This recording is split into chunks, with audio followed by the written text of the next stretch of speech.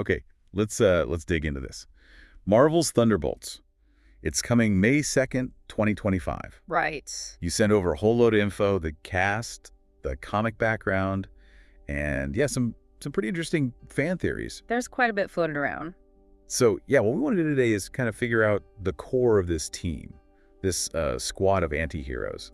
Seems like an unusual mix. It really is. We'll look at Yelena Belova, Bucky Barnes, U.S. agent people we mostly know. Yeah, familiar territory there. But then you've got Ghost and this mysterious Sentry character. That's where it gets interesting. Definitely. And we need to touch on the comic history too, because it's got a twisty past. Deception is kind of baked in. Okay, good point.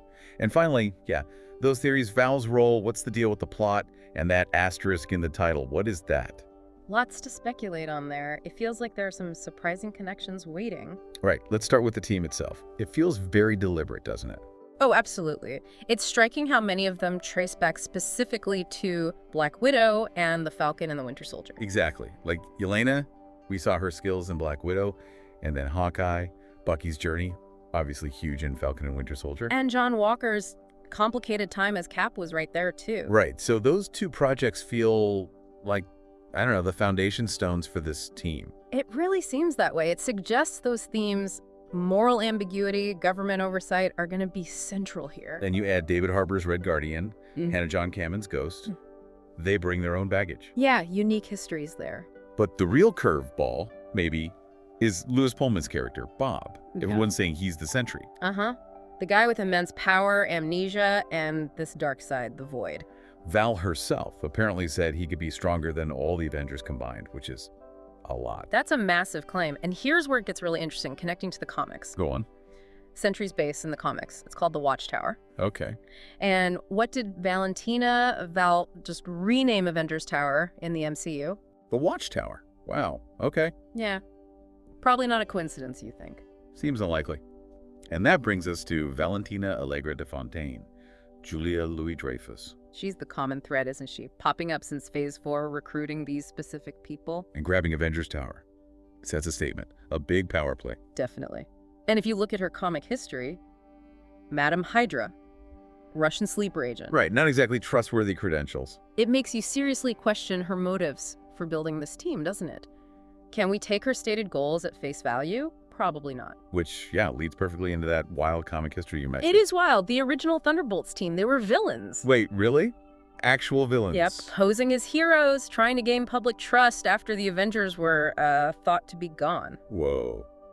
Okay, so maybe the MCU won't do that exact twist. Maybe not exactly, but that theme, shifting loyalties, deception, redemption, it's always been part of the Thunderbolts' DNA in the comics. And heroes have led the team too, right? Like Hawkeye.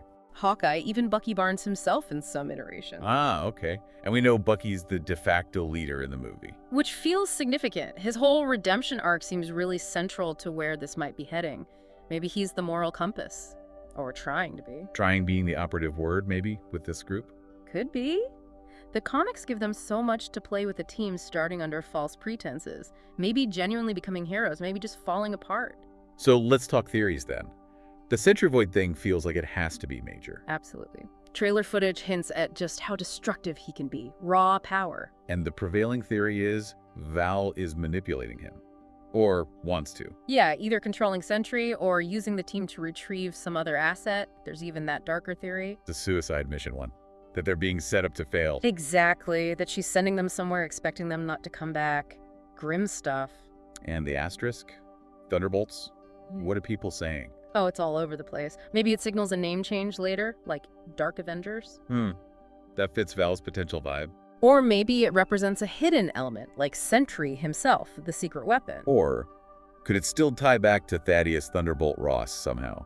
Even with, Harrison Ford taking over and the Brave New World situation. It's possible, though maybe less likely now. The Dark Avengers theory feels pretty strong, given the lineup and Val's nature. And thinking about the team dynamic, you have to expect fireworks, clashes. For sure, but maybe also some unexpected bonds.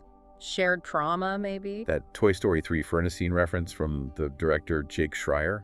That was interesting. Yeah, suggesting they have to rely on each other when everything looks hopeless. Connection overcoming darkness. Maybe Bucky's role is guiding them through that. So wrapping this up then, what's the takeaway as we look towards Thunderbolts? Well, it feels like we're getting a very different kind of MCU team. Flawed, damaged people. Yeah, brought together by someone deeply questionable under mysterious circumstances. It seems ready to explore darker themes, challenge what we think a hero team is. The comic history offers a ton of potential, and the theories just show how much uncertainty there still is. Sentry's power, Val's real game. Those seem like the key things to watch. Definitely.